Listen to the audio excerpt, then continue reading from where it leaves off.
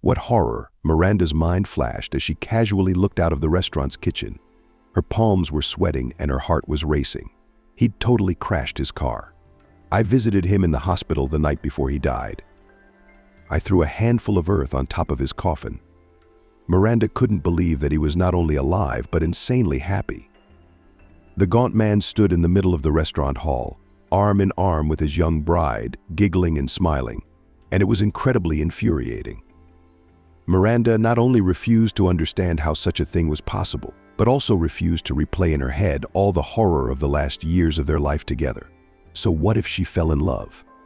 Clara said. Who doesn't? As if you were the first.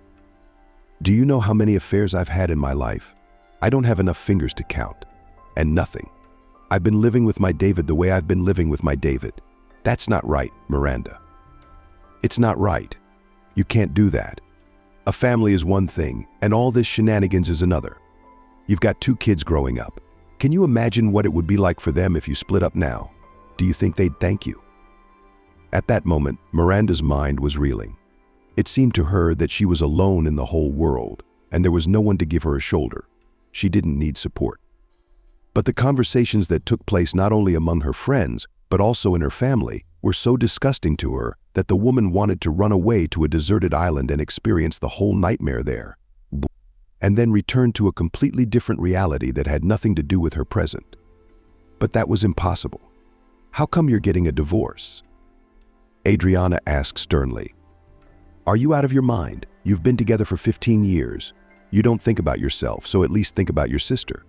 By the way, she works for your husband at one of the firms. She also contributes to the family, pays the mortgage. If you tell her you want a divorce, she'll be out on the street in no time. And what are they going to live on? They're your nephews. Their mother's the only breadwinner. Christopher's no good to them, you know. He's never been able to get a proper job. He's been scraping by, and staying home with the boys. Well, at least he took care of all the chores, and that's good. At least Kelly made life easier. You know what kind of men are nowadays, and they don't bring a dime to the house, and they don't do anything. And your Robert is not only a complicated man, he's also a perfect husband, a perfect father. His own chain of construction companies. One of the most powerful men in our town. Rich, smart, educated, well-mannered. Where else would you find someone like that? If I were you, I'd think very carefully before talking to him so seriously, not forgetting that you have a disabled daughter. He's paying for her care now, and it costs a lot of money. And if you divorce him, he won't give you a life in this city. You'll be begging. He can get you in other cities too. He's got connections and resources. That's enough. Forget about your affair, Miranda. Don't be stupid. Your Kevin will forget you in a week, and you'll be left with nothing. But Miranda couldn't think of anyone but him.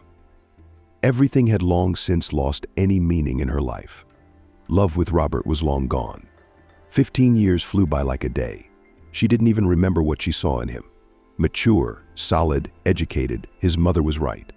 You couldn't blame him for that. When she first saw him, she realized that he was a reliable man. He had the stability, the security she lacked in her own family. Miranda's father had nothing to be proud of. The man lived the simplest life he could have. He got married in his youth, had children. He and his mother worked like crazy, but it was of little use. We lived like everyone else, and sometimes even worse. If it were not for my grandmother, who lost her husband almost immediately after my mother's birth, and would not have gone to the next world as soon as my daughter entered the institute. She wouldn't even have a corner of her own. Sister Kelly was as much of a failure as Miranda herself, until she met her husband. Early marriage and pregnancy, and brought her happiness. Lived on each other's heads. Her mother-in-law was a pain in the ass. She criticized her sister for having a whole brood. Where do you want 2 children? The woman said. And the weather. You have no loose ends, not a penny to your name. And all of you, like rabbits, multiply. On whose neck are you going to hang Greslov on your backs? If it's mine, don't even count on it. I gave birth late. It's time for me to rest. I won't give you a penny from my pension. Christina spent her whole life seeing her son as a burden. She never wanted children, but her husband insisted, and she couldn't resist him for fear of divorce. You are already 30 years old, and we still do not have an heir, resented the man every time he argued with his wife. I still have another woman will have time to give birth, if I'm with you. Why do I need a wife? An empty light. Neighbors, acquaintances are already laughing, hinting that something is wrong with me. And it's you who can't or won't, I don't know. You women are a cunning people. Never a man, really, will not tell that pills secretly drink, just so that the baby did not get. So I went along with my husband, and 3 years later, when my son was born, he left. He couldn't stand the sleepless nights, the difficulties of living together. All the burdens fell on the shoulders of Christina. Christopher tried not to remember his childhood. Most of it was spent in kindergartens, schools, and other people's hands, who out of pity and out of kindness, whoever they could, helped the destitute single mother to bring up her son. I am categorically against your getting married so early. The woman exclaimed when Christopher introduced her to Kelly. A girl is nothing special. You'll have a carload of them. If you get married when you're young, have kids, then you won't be able to choose from all that. You'll work 2 or even 3 jobs, and you won't see any money at all. And me, to tell the truth, children's crying in the apartment is not to the place. It's only a 2-bedroom, so it's very audible. I'm not young anymore, son. I need peace and quiet. But Christopher, to the words of his mother, did not listen, and after 4 years of life together with Kelly, Christopher was already a father of 2 sons. They'd had enough, Christina resented. I haven't had a day's peace since you moved here. And you? She addressed her sister-in-law carelessly. You'd do better to take an example from your sister. She's no match for you. We've already snagged ourselves a complicated golden boy. That Robert's got a lot of money. The whole town knows him. He's a respected man. My Christopher will never be like that. Are you suggesting that I divorce your son and marry someone who knows a so-called respectable man? Kelly asked wryly when she couldn't bear to listen to her mother-in-law's wailing lectures. She allowed herself to snap and tell the woman everything she didn't think, but it didn't make any difference. After a while, they both calmed down and continued to live under the same roof without complaint. For want of anything better, both Kelly and Christina had long since gotten used to it. Christopher, who, as his mother had told him, worked long hours to provide for his wife and sons, tried not to interfere in the women's family conflicts. He was too tired to get involved in his mother's and wife's empty and useless squabbles. He didn't care about that at all. The only thing that bothered the man in recent years was survival. Every year it became harder and harder for him to feed his family. There was barely enough money for food and basic necessities for his sons. Taking a full vacation or saving for a down payment on a mortgage was out of the question. He had long ago resigned himself to his fate and did not strive for more, because he was sure that without money and connections to jump above his head is impossible. And he was right. I'm not offering anything, snarled Christina in response to the periodic rudeness of his sister-in-law. I'm implying that it's time for you to talk to your sister. Such relatives you have wealthy, and your family almost starving. What's wrong with that? Get her husband Christopher to take a job. Or at least you. Why do you have to work and not go on vacation? They just had a son. The powers that be. The heavens are over the moon. Maybe he'll agree to help out when he's in the mood. Are you out of your mind? Kelly asked in surprise. What should I ask him to hire my uneducated husband or the same me with an incomplete higher education? Are you kidding or are you kidding me? Robert has a big construction business, branches all over the country. To get a job with him, people go through a series of interviews, rigorous testing. Oh, come on, stop it. Once again, my mother-in-law wouldn't let me finish. She often interrupted Kelly when she disagreed with her and persisted in her line. I was born yesterday, and I don't know how it's done. They always put their own first, and no education or experience is needed. How many of them, such relatives, powerful people who sit in high positions in various spheres, totally undeserving? I told you to talk, so call your sister, go to her and talk to her. Christina continued to insist on the conversation until Kelly gave in. After listening to her calmly, a happy Miranda with a baby in her arms said that tomorrow her sister could come over to talk to Robert. What are you doing so soon? Kelly asked, looking enviously around the exquisitely decorated living room of her sister's luxurious mansion. Are you sure? You're probably not even allowed in without a pass. I mean to his office. I'm your pass, Miranda grinned. I'll talk to Robert about you tonight when he gets home from work. He's got some important negotiations late tonight. You could have told me earlier, I would have talked to him. Why didn't you say anything? It's really hard on you and Christopher. And you need to think about your own place. You're not going to put up with Christina for the rest of your life. I remember her from my wedding day. She was a very unpleasant woman. I cannot imagine how you live with her under the same roof. Oh, don't tell me, I mumbled to Kelly. And I thought to myself, of course she's willing to help. She could have offered. She'd been married to him for a year, and she'd never even mentioned helping her sister. The next day, Kelly arrived at Robert's office. The man examined his wife's sister from head to toe and began asking questions Kelly had never expected. I didn't really look at you at the wedding, he said. And then, you didn't seem to please us with your visits. Why not? Kelly was confused and didn't know what to say, so she mumbled something about her family and a catastrophic lack of time. Robert nodded and continued to question the woman. But do you have any education? Work experience? 6, he asked. Miranda hadn't told me anything about you. Sister and sister? We don't even know each other, do we? Yes, I have an undergraduate degree. I went to school locally, teacher training, literature. Kelly, who didn't understand why he was asking about her, was sure that Miranda would keep her promise and warn her husband, not only about her visit, but also about the fact that she hadn't graduated because she'd gotten married and got pregnant. And I didn't have time to work for the same reason.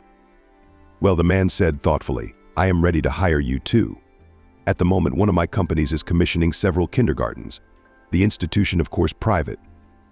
There are not many well-off people living in our city. But as they say, demand gives birth to supply. This format of children's groups will be in great demand among ordinary people. Salary will not offend, but I warn you that there will be a lot of work. It's still children. I understand. I'm ready to work. When Kelly signed the contract a month later, she saw the amount of her salary. She couldn't believe it at first. It was the kind of money her husband had never brought into the house, not even for 6 months, and she would only get a month's pay. Seeing the woman's rounded eyes, Robert took her hand and, looking Kelly straight in the eyes, said, But don't be frightened. Don't be frightened. I told you I wouldn't hurt you. I keep my word, and Miranda, it will be calmer that my sister is not poor and after a year of work can finally afford to buy an apartment. It's embarrassing for me. I live in a big house, and my relatives have to hump and count pennies. It's not right. Don't do anything stupid. When you're getting an apartment, come to me. I will give you a good lawyer that in case of divorce, your husband stayed with his mother and not bought himself at your expense separate housing. He who earns money, the one who orders the music, and the one who has not brought a penny into the house should leave the family, barefoot with nothing. As they say, the main thing is love, if I'm not mistaken. But in that case, if he cheats on you and divorces, he will have love with you, and you and the children will have an apartment. Then the woman did not pay attention to these words, which Robert said with a bad light in his eyes. It was only many years later that she realized what he meant. After working for a year, Kelly took out a mortgage, and she and Christopher and her sons were able to move into a new apartment. Finally, I'll have a life. Peace, exclaimed Christina, who was overjoyed to hear that Kelly Christopher was moving. I'll rent out your room. It'll be a boost to your pension. Adriana was sure that the fates of her daughters were determined. Some time later, Miranda gave her husband a daughter, Lisa. But unlike the son Stephen, who was born on time, the girl was born prematurely from a serious pathology which required constant support. Miranda, why are you getting so worked up? Robert calmed his wife, who could not find a place for herself. I'm not accusing you or reproaching you in any way. Lisa is our daughter, and we can help her. We have the money. If necessary, we'll take her abroad. There are good doctors there. Well, things happen. But Miranda was still reeling after hearing her daughter's diagnosis. Why didn't you tell me when you did the last ultrasound for the screening? What kind of amateurishness is this anyway? She was indignant, blaming everything on the doctor, completely forgetting that she had been warned that there was a possibility of a child with abnormalities. You said that the chances are 50/50. The woman was not reassured. So my baby could have been born healthy. Then why was she born sick and 2 months premature? Are you saying it wasn't your fault? then who is? Robert tried his best to support his wife, and every time he apologized to the doctors for Miranda's rudeness, accompanying her to every appointment. "Miranda, listen to me," he said harshly 6 months after Lisa's birth. The woman had never seen her husband so impartial, specific, and implacable. "It can't go on like this. Everyone and me and your mom and the doctors, we sympathize with you. But there's nothing wrong." The doctor said it's very likely that the pathology won't affect Lisa's life. She is a normal child like any other child. She just needs regular checkups with specialists and medication like vitamins. You take vitamins, so as far as I know you do. Lisa will need to take vitamins. You're making a big deal out of this situation. You're acting like you had a baby with no arms and legs, and you weren't warned. It's time for you to calm down and take care of your kids. Stephen, it's time for daycare. Your milk's gone because you're stressed out all the time. And Lisa has to feed, and she's eating formula instead of formula. You need to calm down and get a grip. Miranda did not pay any attention to her husband's tone, even though he had never allowed himself to speak to her like that for the first few years of their life together. She later realized that Robert is not only a strong, purposeful man, but also very cruel and unscrupulous. Every year these character traits manifested themselves in him more and more vividly. And when the children went to school, relations between her and her husband became even cooler. "And I told you, no remedial school," Robert lost. When Miranda insisted that Lisa needed specialist support. "First of all, my daughter is normal. She's not sick, she's not handicapped, she's not feeble-minded, and she can learn on an equal footing with other children in a regular school. Secondly, do you want all the partners, friends to laugh at me? That's our business. Miranda. Family, personal. No one should know that our daughter has a pathology. Or else be ashamed of your own daughter." Miranda was shocked by her husband's words. She had never imagined that he could think like that. She had no idea what Robert was capable of. If things didn't go the way he planned, meeting Kevin was a breath of fresh air for the woman. She had been so bored with her own reality for 15 years with her husband that she was ready to see an outlet in anything that went beyond the reality in which she had to exist. "Sorry, I didn't have time to slow down," said a man about 35 years old as he pulled over and got out of his car to assess the extent of the damage. "I understand I crushed you pretty badly. Give me your card number. I'll wire you the money to repair the car." "No way," Miranda mumbled. It's nothing. I'll take it to the repair shop today." Even so. Kevin looked at the woman from head to toe and noted to himself that she was very well dressed. He was about to meet her, but he saw the ring on her hand and got upset. "Yeah, I guess so. What are you upset about?" Miranda asked interestedly. "Is it the car?" "Don't worry about it. It's really quite all right. In 3 or 4 days, I'll have the vehicle back in top shape. It'll ride like it used to." "No, it's all right. You're imagining things." He gave her his hand and, without even introducing himself, got into his car and drove away. Miranda's soul is left with a strange residue. All day long she replayed in her head that moment of meeting on the road the man did not get out of her head. What was her surprise when fate brought them together again? Only under completely different circumstances. "Miranda, how much digging can you do?" Robert was indignant. "You know how important this meeting is to me. The right people for my new project will be there. The higher-ups. Miranda people, you know? Hopefully something decent." When the man saw his wife's outfit, he got angry. He didn't want to show up with her like that at an important event. "This dress is too revealing and totally unbusinesslike. Put this on." Taking a strict classic suit out of the closet, Robert threw it on the bed and left the room. Looking at herself in the mirror, Miranda realized that her husband was right. The dress she looked too revealing and vulgar. How she disliked all these events. She could only admit that to herself. Because in shifts to say something like that, Robert, a scandal would be avoided. And their family had already had more than enough conflicts lately. After changing clothes in a few minutes, Miranda left the house and got into the car, where her husband was waiting for her. "Well, finally," exclaimed he. "And by the way, I saw that you got a bill for overcharging again." "Miranda, how many times? When are you going to use a driver?"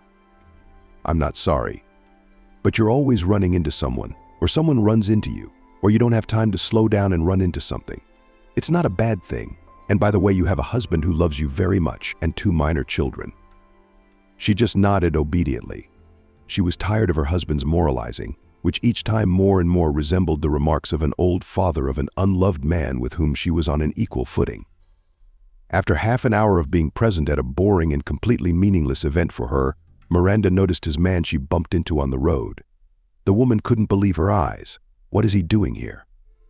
She thought to herself, and while she was pondering how she should behave with him, she didn't notice that Kevin was already standing across from her with 2 glasses. Their relationship had developed so rapidly that Miranda had no time to realize that she was ruining everything she had been building for 10 years. Immediately after the event, sitting next to her tired husband, who was almost asleep at that point, she talked about divorce.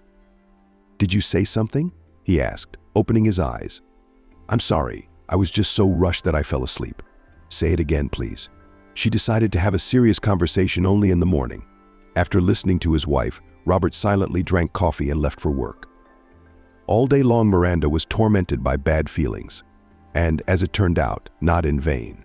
Her husband returned home late in the evening, and entering the bedroom where Miranda was already preparing for bed, said that he was ready to continue the morning conversation. "Do you want a divorce?" he asked, trying to remain calm.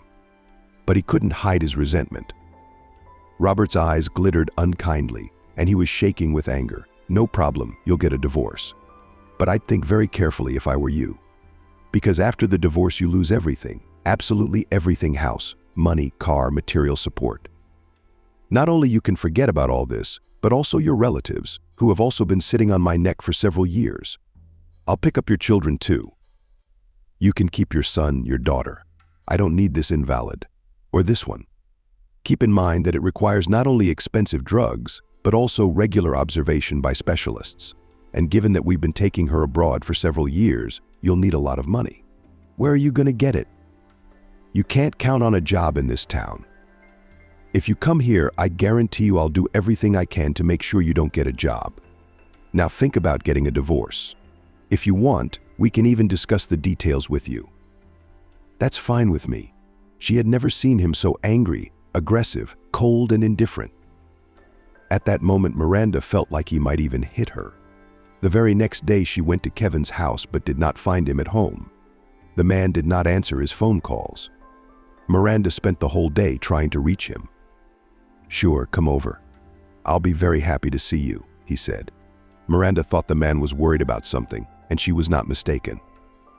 As soon as she entered the restaurant where Kevin had made the appointment, the man immediately went to the back door, gesturing for her to follow him.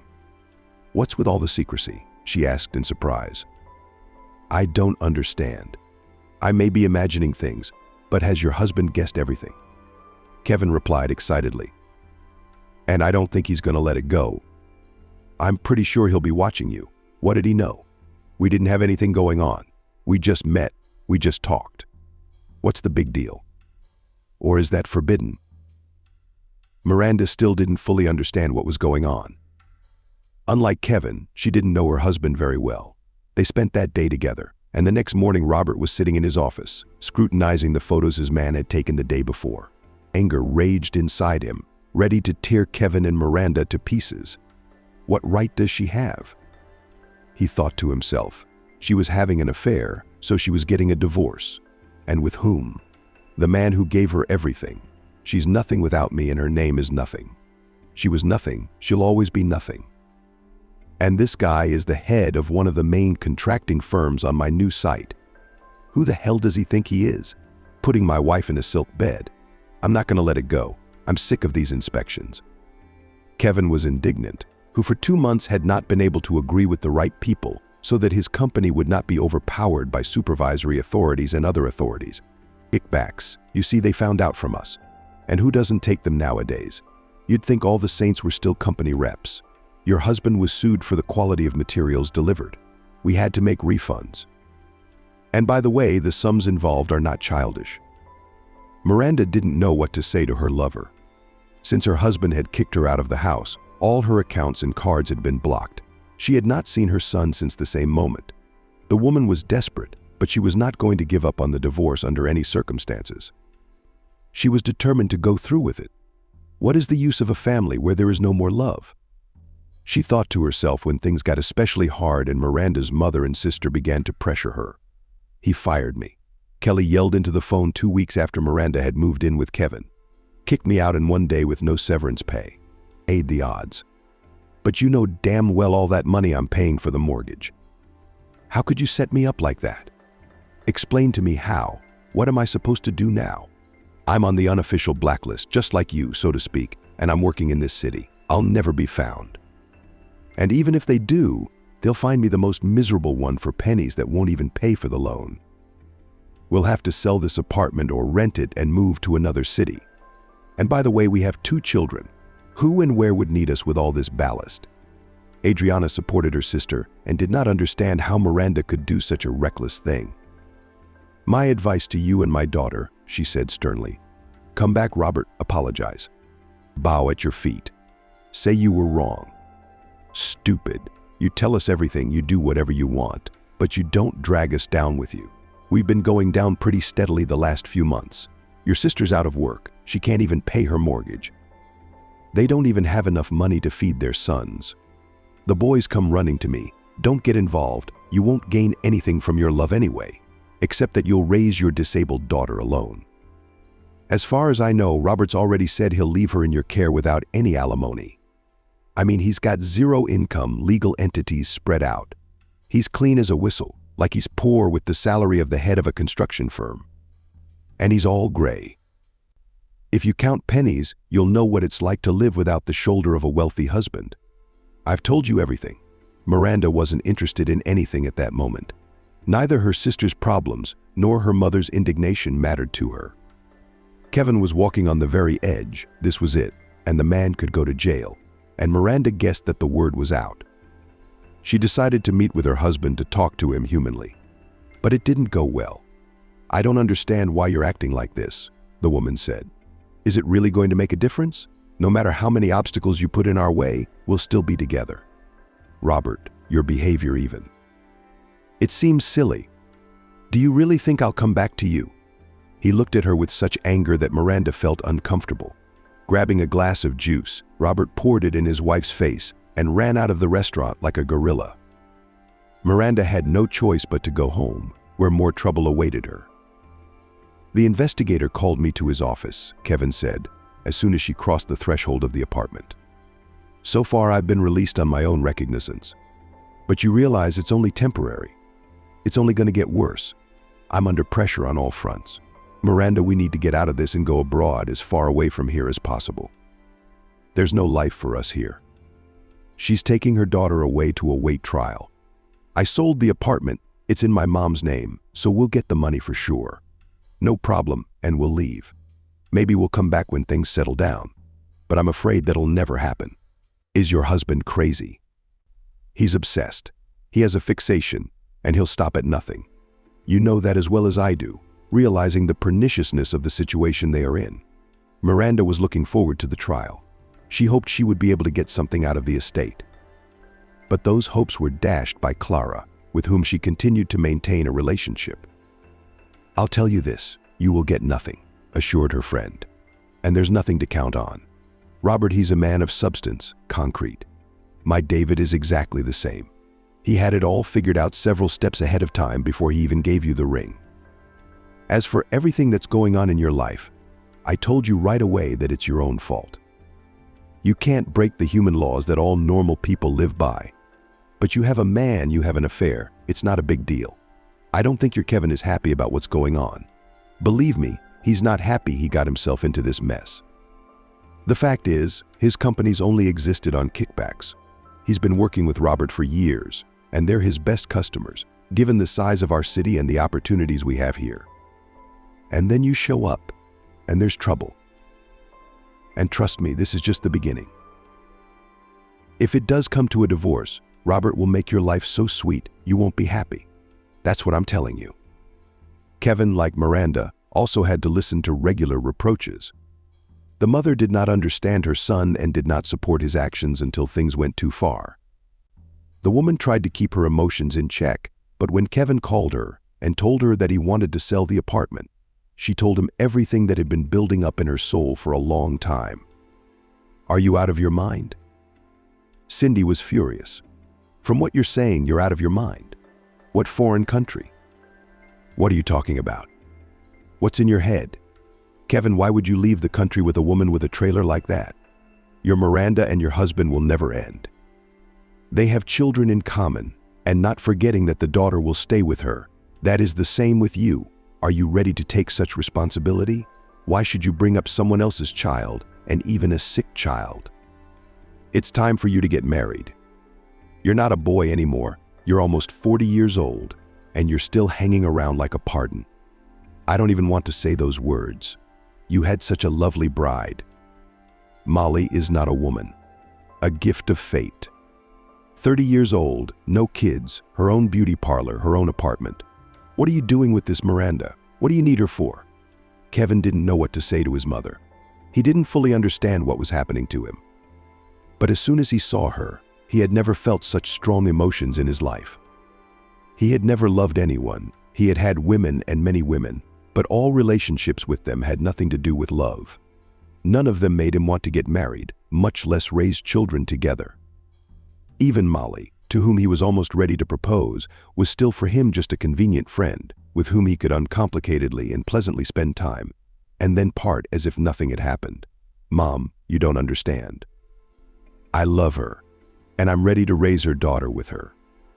It was not the first time he tried to explain himself to his mother, but she tried to avoid talking about Miranda. Cindy did not want to fight with her son. She couldn't accept his choice and was afraid that sooner or later everything that was going on in her son's life would end very badly. And she wasn't wrong. "I agree to sell the apartment," she said. "It's embarrassing. Have it your way. But you and your new wife and adopted daughter are not coming back to my house. Live as you wish. Maybe you're right that you should get out of the country as soon as possible before things get ugly. I hope you've already found a good lawyer to take care of your problems with the firm. You're not going to go to jail, are you?" "Of course not, Mom," replied Kevin. "Show me 2 cats. Don't worry, we'll work it out." When Kevin returned home after another hard day negotiating with his lawyer, Miranda was not alone. Lisa had arrived with her. The girl looked around and didn't understand why her father had kicked her out of her own home. She was confused that now she would have to live in a one-room apartment with her mother and a strange man whom she had seen for the first time in her life. She had no desire to talk to Miranda. "How are we all going to live here together?" he asked.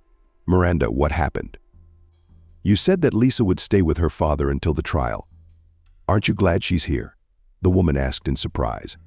"I warned you that our daughter will live with us, and in the future, perhaps, also our son. At least I plan to take Stephen away after the trial. Children should live with their mothers, and I am their mother, in case you've forgotten." I'm glad. You misunderstand me. I'm saying it would be more convenient to stay with Dad. Until I've settled on an apartment, I thought we'd all leave together when I saw the trouble. But he called and told me to come and get my earring. And when I did, he put it outside with his stuff. Didn't say a word to me. He didn't even come out. Lisa was standing outside the fence of the house. His guards wouldn't let me in so I could talk to him. What was I supposed to do? Force my way in or jump over the fence?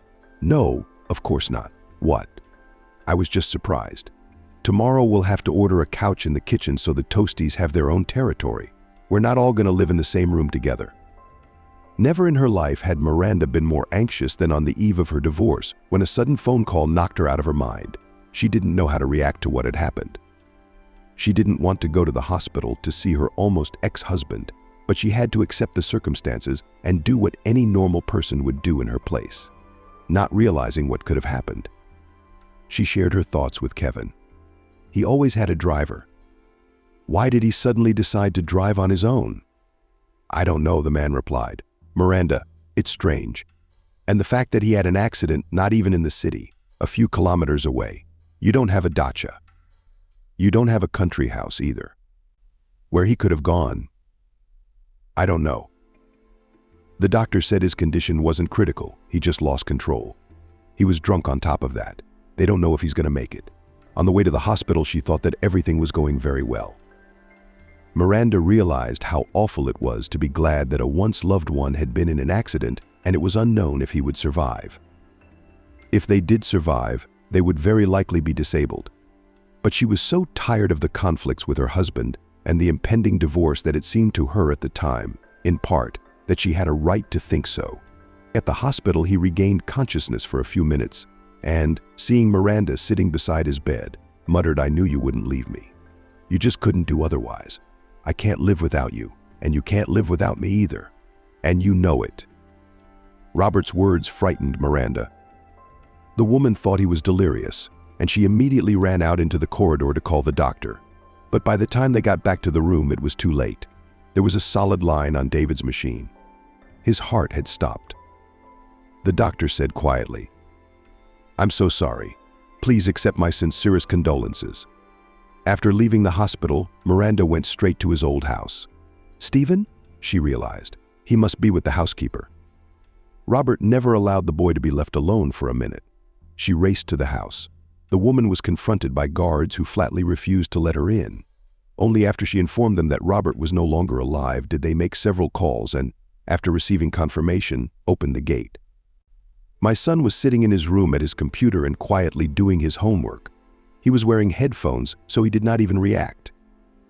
When the mother entered the room, Miranda decided that she would talk to the housekeeper first and then try to explain to her son what had happened to Dad. "Oh, it will be hard to find the right words," she thought to herself.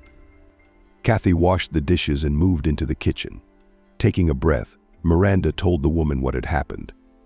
Upon hearing that Robert had passed away, Kathy turned pale. She was left without a well-paying and stable job. The woman not only ran her master's errands around the house, but also performed special favors for him. When necessary, she kept tabs on his partners, friends, and even his wife. Kathy, there were many different images for all occasions. At one time, she had studied to be a makeup artist, and so she could reincarnate into a completely different woman in a matter of minutes. In all her extra work, she never once gave herself away.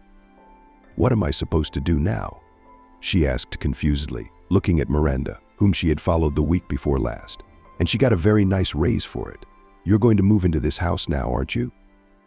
"It's to be inherited, as are all of Robert's assets and accounts," Miranda answered hesitantly.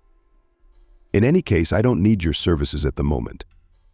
Until the inheritance is opened, it is unlikely that this house will pass to me. Perhaps Robert Betty's mother will move in. She's been living abroad for several years. I'll contact her today to confirm her future plans. But even if you rent out this house, the tenants will be respectable and wealthy people. It's much more profitable to rent from a housekeeper. You can charge a higher price." The woman, who wanted to keep at least the possibility of her staying in the house at all costs, continued to insist on her presence in the house. "Look, Kathy," Miranda said stiffly.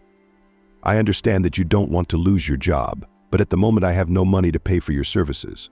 My husband blocked my accounts months ago, and I won't know the fate of his accounts as this house until 6 months from now. At least let me live here."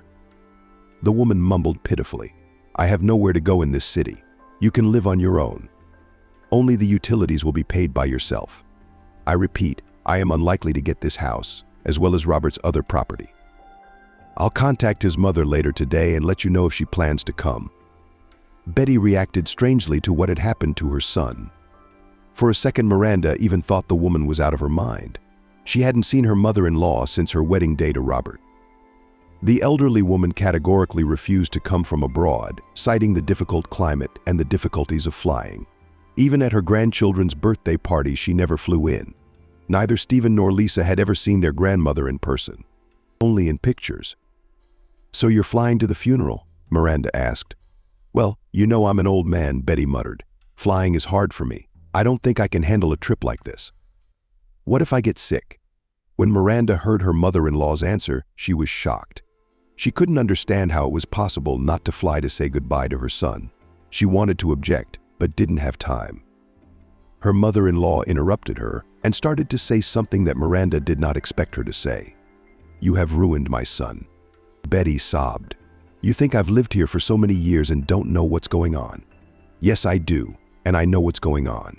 You ruined your family. You made Robert lose his mind and go crazy." "Okay, I'm not going to lecture you. You know all about yourself. The sinner always asked to be cremated. He used to say to me, Mom, if anything happens to me and you're still alive, please do my bidding. Miranda, you make sure it's the way he wants it. The woman was shocked that her husband was telling his mother everything. Miranda couldn't believe it. Robert had always been such an independent and confident man. It seemed to her that he never shared what was on his mind with anyone. She didn't understand why her husband should be cremated, but she couldn't say no to Betty. Robert had never shared such thoughts with her during his lifetime. He had always been so active and cheerful and purposeful, eager to jump the whole world under him. Miranda couldn't even imagine him thinking about such things. Suddenly, she felt an inexplicable heaviness in her soul. For a second, she thought she missed her husband. After a moment, she realized that she did. Something was taking her. And not because of what he had become in the last years of their life together, but because of the man with whom she had met many years ago, who beautifully courted her, gave her expensive gifts, was ready to lay the whole world at her feet, supported her in difficult moments. And that man is gone. Just like that hard and cruel, insolent and unscrupulous, which he became only after her husband passed away. Miranda realized how much he had changed. On the eve of the funeral, her husband's assistant called her and addressed another rather strange request. But Miranda decided not to argue with him. If I agreed with what my mother-in-law said, how is he any worse? She thought to herself. More and more often the woman came to the conclusion that she didn't know her husband at all. I guess we were never as close as I once was, Miranda thought. I'm in charge of Robert's funeral arrangements. John's voice came through the phone. I hope you don't mind me taking you on. I'll take care of all the arrangements. Of course I don't mind, Miranda replied. On the contrary, I am very grateful for your help and assistance. I couldn't have done it without you. Then it will not be difficult for you to agree that I will fulfill one of the deceased's requests. How many things he had asked for, she thought, asking everyone she could and could not. From his mother to his aides and business partners. Apparently, he'd asked everyone and everything but me, just in case. Of course you can ask me for anything, she replied. Miranda did not want to fill her head with all these thoughts. The only thing she really wanted at that moment was for it all to be over quickly. Robert had often talked about fate when he was alive, John said thoughtfully. No, he wasn't a philosopher, but he had his beliefs. He asked that if anything happened to him and he passed away out of his own will, and not of old age, that he be buried in a closed coffin. But please understand correctly, Robert did not want his business partners, friends and acquaintances, close people to see him like that. Like what? Miranda asked in surprise. I saw him in the hospital. He was perfectly fine. Miranda, but you know what I'm talking about. John continued to insist. If it's not too much trouble for you to sign the main documents concerning the funeral and everything connected with it, since you are the legal spouse, I can't organize the funeral as Robert wanted without your consent. Okay, I will give my consent to whatever it takes, she replied, then said goodbye to her husband's assistant and hung up the phone. The funeral was quiet. Miranda felt the reproachful glances of her husband's partners and friends. She could only think that they really thought that I was to blame for what had happened to him. It seemed abnormal and inadequate to her. The woman was convinced that Robert had brought this on himself. No one asked him to get behind the wheel in a drunken state and drive to an unknown destination. But his girlfriend told Miranda after the ceremony, "That's how your unearthly love ended. Now you'll think 100 times about leaving your husband." If my David reacted that way to any affair I had, I wouldn't have survived it. But you've always said that you should live your life in such a way that you don't disturb anyone. Miranda replied wryly. And that affairs happen in marriage. It's a law of life to marry some people and sleep with others. Your great philosophy. Oh, what are you starting? Indignant Clara. Especially on a day like this, you'd better mention your husband. After all, you are a widow now. It's better than a divorced woman without alimony and with 2 children in her arms. Widowhood is an honorable, dignified status. If you're on the inheritance, I don't think I'm getting any.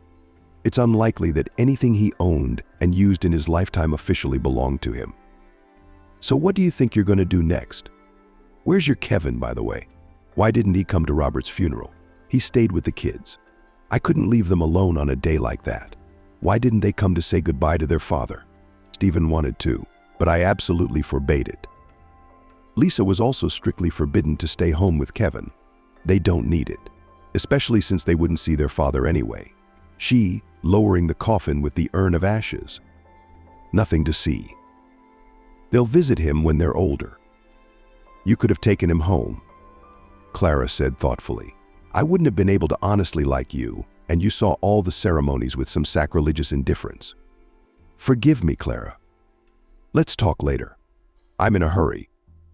Miranda hoped that after her husband's funeral the case against Kevin would be closed.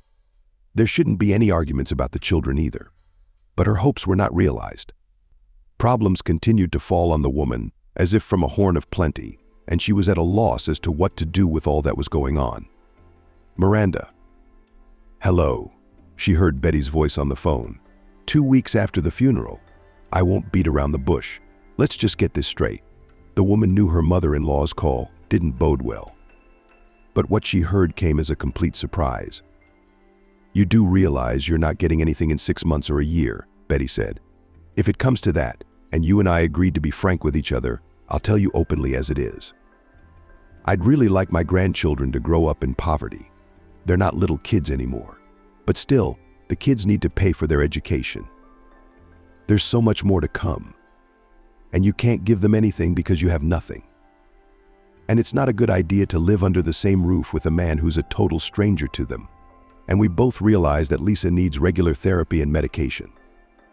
It's unlikely that she's going to make much of a difference in her life. As far as I know, the girl is developmentally delayed. Stephen, I'd like to take him in. I can give him a decent future. And Lisa, you can continue to raise her on your own. If you really need help, I'll help you, of course. But she's not counting on it anymore. I hope you're planning to get a job soon. What about your man? Live your life as best you can. Only somehow I'm sure you can do very little, especially you without your husband's financial support. Miranda was outraged by her mother-in-law's words. Oh, Kevin kind of agreed with Betty. Miranda, you sit down. What are we doing with 2 kids now? Reasoned the man who had a bad relationship with Stephen. We don't even have a place to put them, but they won't live in the kitchen together on each other's heads. Is your mother-in-law right? Stephen needs to study. She can give him the same financial base as your late husband, and then we'll sort out all the problems later. And if he wants to, we'll take him in. Unlike his sister, Stephen openly expressed his emotions and was not shy in expressions when communicating with his stepfather. You must be glad that Daddy's gone.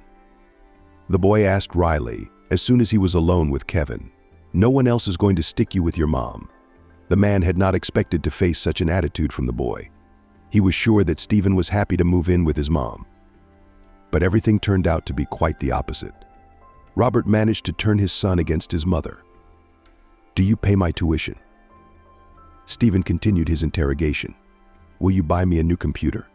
At my dad's house I had my own room, but here I have to live in the kitchen with my sister. Kevin didn't tell Miranda that he couldn't get along with Stephen. The woman guessed it herself when Kevin insisted that Stephen move in with his grandmother. Miranda, please understand me too, Kevin said. I have serious problems right now, and I don't know how they're going to end. I need to deal with them first and foremost, and not get involved in family matters by going along with my lover. Miranda agreed. Adriana judged her daughter's behavior. Packing her things and moving in with me, she said sternly. Both son and daughter should live with you, and you want to make some strange exchange? Stephen himself doesn't want to live with us, shouted an angry Miranda. His relationship with Kevin is not going well. Lisa is silent and quiet. He's always dissatisfied, resentful, making scandals. After all, Mom, I want to live in peace. Stephen doesn't want to come to you either. You see, the conditions everywhere are not right for him, except for his father's mansion. Robert spoiled him, turned him against me. What can I do about it now? A month after her husband's funeral, Miranda called Betty. I've been thinking, and I think you're right about something, she said. I'm ready to bring Stephen to you. Let him stay and see. Maybe he'll really be better off with you. I'm very glad you've made the right decision, the woman replied. I hope you and your grandson will not need to renew your visas. As far as I remember, you had them issued not so long ago. Yes, we will fly to you tomorrow. I won't be long, because I have to fly back right away. Stephen has already packed all the necessary things. I've made arrangements with the school. It wasn't hard, because the teachers are grieving sinners too. They've always respected him, so how could they refuse his son? Of course. How can they refuse the son of the man whose money their school was built with? Miranda thought to herself. The boy couldn't wait to go to his grandmother's house. Every day it was all he talked about. Stephen, but you haven't even seen it once. Miranda tried to change her son's mind. Do you know your grandmother? Only in absentia, from photographs. How can you be sure you'll be better off there than with your own mother? Betty is a total stranger to you. Yeah, Stephen grumbled. Of course I'll be worse off in a spacious house with all the comforts of home than in this cage, where I have to cram in 10 meters with my sister, who gets up for school every day and will be up less than dawn. And you come to cook your breakfasts and feed the dishes. On the eve of her departure, Miranda called her mother and asked her to stay with Lisa for a few days, to which the newly minted dad can't sit up, sleep? Adriana asked wryly, Is he that busy? Mom, don't start, please. Miranda replied tiredly, You know that Kevin has to be in the office every day, and he's always going to the office to talk about the case that was brought against him and never closed. There's no telling how it's going to end. How long has this been going on? And Lisa needs some kind of supervision. Is it so hard for you to babysit your granddaughter for a couple days? I'll fly in and out tonight, be back in the morning. It's no trouble at all. I don't understand you, daughter, and I refuse to understand you. You're learning like a gorilla from side to side and you don't know what you need. Taking your son to a strange woman who's never seen him before in her life, and you think you're doing the right thing. It's up to you, though. Miranda was never able to explain to her mother that it was Stephen's decision. He wants to go to his grandmother and stay there for a while to get to know the country and the way of life. Perhaps to choose an educational institution for himself and finally settle down abroad. If Lisa had never been fastidious, Stephen was too picky about the way of life, and the conditions his mother was willing to give him did not suit him. Miranda rushed home from the airport and, getting into a cab, began going through the missed calls and messages that had accumulated during the short time she had been away. Seeing that her mother had called several times, the woman became agitated. She immediately called her back and, hearing her disgruntled tone, realized that something serious had happened. Where did you go? Adriana was indignant. Are you in the desert, not answering the phone? You could have kept the phone to yourself. Mom, what's wrong? What's wrong with the river? Miranda asked excitedly. No, but go home to your XXV line. You don't have a home anymore. Go straight to my place. Lisa, I'm fine with her. Adriana hung up the phone and Miranda turned pale. The last words. The women alerted her. She didn't understand what it meant. Don't you have a home anymore? I'm taking my mother's advice. Went to Kevin's apartment. Nightmare, exclaimed a neighbor from a luxury 2-story apartment on the top floor. I live high up and even at my place this disgusting stench stinks. It almost burned down the whole house. He was a decent guy. Until he showed up. It's about the raid. When Miranda saw the woman pointing her finger at her, before she could run to the entrance, she asked what's wrong. Why are you yelling all over the street like a crazy person? The woman was indignant. Everyone already knows what happened. I forgot to close the gas, or the cigarette butt was not smothered, or something happened to the wiring. It was such a fire that I still can't get into my apartment. I can't breathe. I'm just getting some air. I've been walking around outside for 2 days now. I have no other choice, like the rest of the neighbors. What wiring? What are you talking about? Miranda was outraged. There's enough wiring here for 5 generations. The house is new, it's not more than 5 years old. So there's something wrong with the gas. The neighbor continued to be indignant. She told me to get my son an apartment in a high-rise building with electricity. I was a fool to buy a place and a fireplace, saying that it would be good here, like old good houses. I'm fine. She sat down in a gazebo next to the house, where other neighbors were drinking tea and leisurely talking about life. Miranda hailed a cab and drove straight home. On the way, she called Cindy. Grabbing the receiver, the woman shouted, "Don't call me ever again." He killed my son too. I'd rather he was in jail. You're coming into his life started all the problems. Miranda realized Kevin wasn't alive. No matter how hard she tried to get some kind of investigation into what had happened, she was never able to do it. "Miranda, stay out of it," said Clara. "My friendly advice, and if I were you, I wouldn't go to the funeral either. His mother will be there. I don't think she'll be very happy to see you." "How can you say that?" Miranda was indignant. "What do you mean? Stay out of what? Stay out of what? If it was a simple domestic situation, I want to know. I have a right to know how it happened. Kevin never left the fireplace, always checked the stove several times before leaving. How could this happen? It's impossible. If it's all a setup, by whom and why? And then I want to know all the more to know that those responsible must be punished." "Miranda, you can't change anything," soothed Clara, sobbing. "And your friend, Kevin, forgive me, of course, is not even a man, but a handful of ashes. You can't fix anything." She was right about that. Miranda had lost all meaning in anything. She went to say goodbye to Kevin only the day after the funeral, so as not to run into his mother. "I loved you so much," she whispered, sitting by the grave. "What a kind, cheerful, handsome man you were. How will I live without you?" The days of joylessness began. Miranda, who was forced to move to her mother's house, together with her daughter, tried unsuccessfully to find a job in the process of divorce from Christopher Kelly, who was also about to move with her sons into Adriana's apartment, blamed her sister for everything. This is what your love has brought us all to. Every time she had the opportunity to jab Miranda in a painful way, she would hit her sister where it hurt the most. "I sold my apartment because I can't pay the loan. My relationship with my husband was completely and utterly ruined. At least we had our own place. Now we have nothing. It's impossible to live under the same roof as Christina. Christopher is not himself at all. He doesn't know where to go from his anger and who to take it out on. His sons, who have no prospects in life and are to blame for all this, would not have divorced Robert, and all this would not have happened. She took her husband to the grave, her lover to the same grave. Now she's running from one side to the other. You think you'll ever be able to make a life for yourself in this town? Don't even dream about it. I've been mopping floors for him for a long time now, because they won't take me anywhere else. I can barely make ends meet. I got 2 mouths, by the way. You should be happy to lose one of your mouths. I've got my own mouths to feed."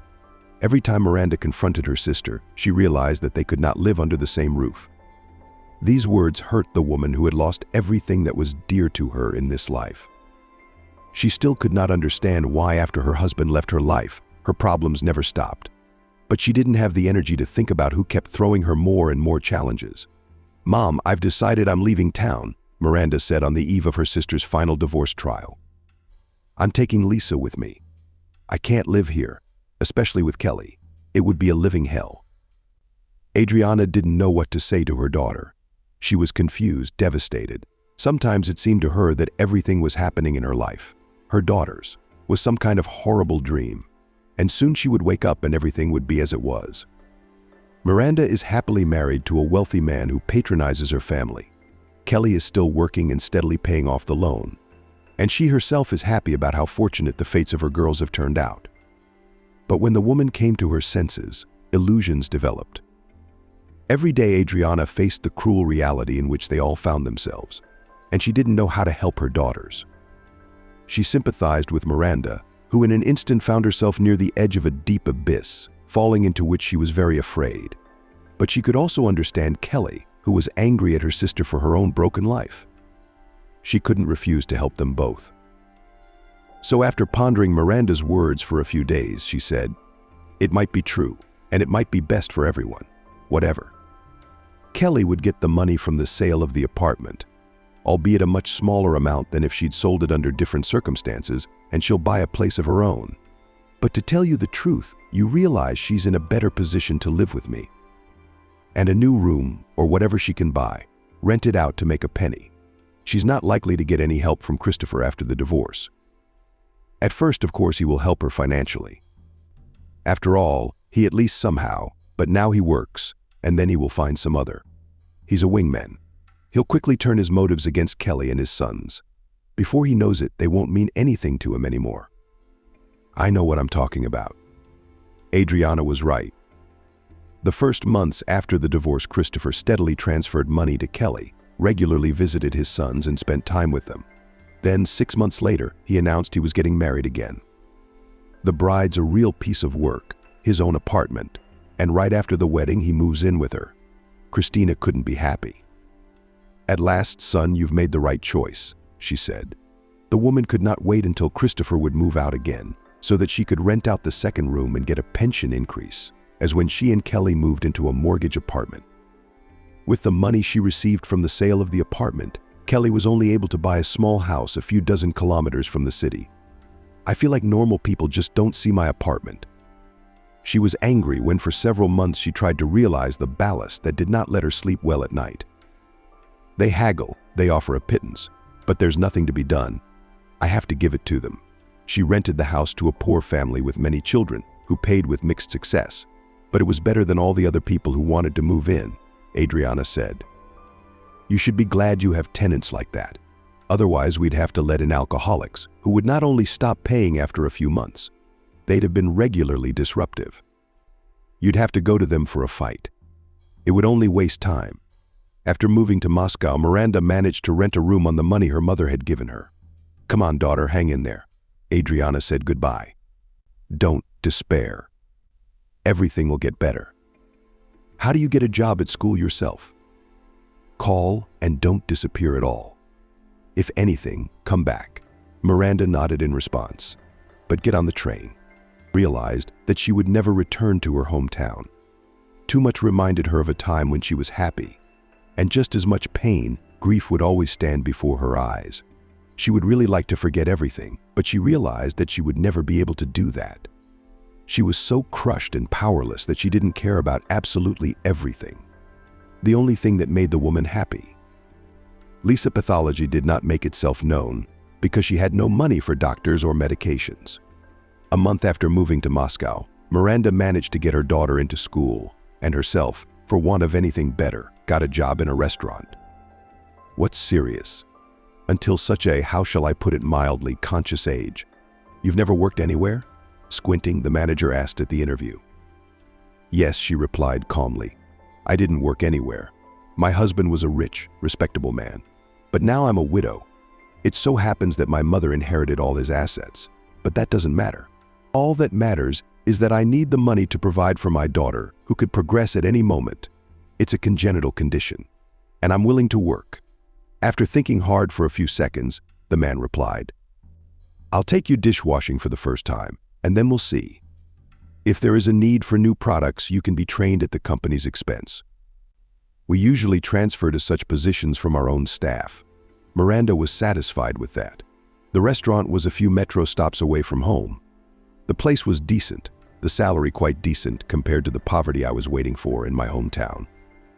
Even such a modest life in Moscow seemed to the woman a real paradise. During the 2 years that she lived with her daughter in Moscow, Miranda called her mother only a few times. Their relationship did not deteriorate. It just became different, more cold and detached. All the woman's energies went to help Kelly, who for a long time was in the deepest depression. Gradually, Miranda's pain subsided. Memories of Kevin no longer caused her such a flood of tears as when she first realized and felt his loss. Sometimes the woman even felt happy. She did not yet know what lay ahead of her, nor did she even realize that she would be facing the main cause of her troubles. Face to face, she was sure that she had buried it then. But it turned out to be nothing like she thought. "Well, here we are." "Dear Bumpkin," a painfully familiar male voice whispered directly into her ear. Miranda flinched in surprise. Just a few minutes ago, he had been partying in the hall, and she couldn't believe her eyes when she saw him alive and well. And now he was standing behind her, his hands firmly around her throat, telling her what she'd been afraid to hear. "I've had a great time, haven't I?" he continued, while she tried to free herself from his unwanted embrace, which was disgusting to her. Even that, and believed it. Everyone believed it. "What a clever man I am." "What about the hospital?" she whispered. "What about the funeral? Who was burned instead of you?" She struggled with every word. Miranda wanted to ask her husband the question that bothered her most, but she was afraid of the answer. She didn't need to spend any energy trying to make up her mind. because Robert had told her everything himself. She'd never seen him so angry and mad in her life.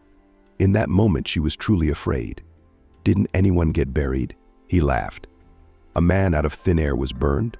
Yes, burned on my say-so. He wasn't a very nice man. Good riddance to him. Good thing his competitors weren't slumbering. Well, they brought me his breathless body just in time. Right time and right place. I bought them all a hospital. His laugh got even more sinister, which scared Miranda to the point of shivering. But she kept listening to her husband, hoping to hear the most important thing. Do you think I really got such serious and incompatible with life injuries? I don't think so. When you came to see me, I was perfectly healthy. It's nothing. But for money, you made it look like I was going to drop dead any minute. You're so stupid. I wasn't even hooked up to a machine. Only you didn't notice. It shut down because it was set up that way. And yes, I did it. It was genius. Only my mother knew I was alive. She was the only one I could trust with such a terrible secret. You probably want to hear about your non-visual. I can see it in your face. Well, listen, darling, and he was my handiwork too. But not exactly my handiwork, of course. I didn't foolishly ask the right people to do this. Oh, I've been looking forward to this day. Today's my wedding day and I'm getting married. Not to an old mare like you. She's a young, yesterday's student.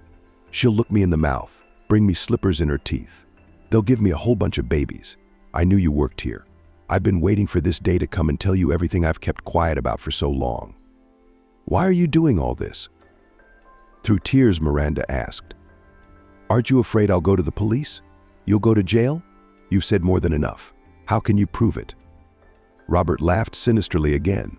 I don't exist as me anymore. I don't exist. I'm buried.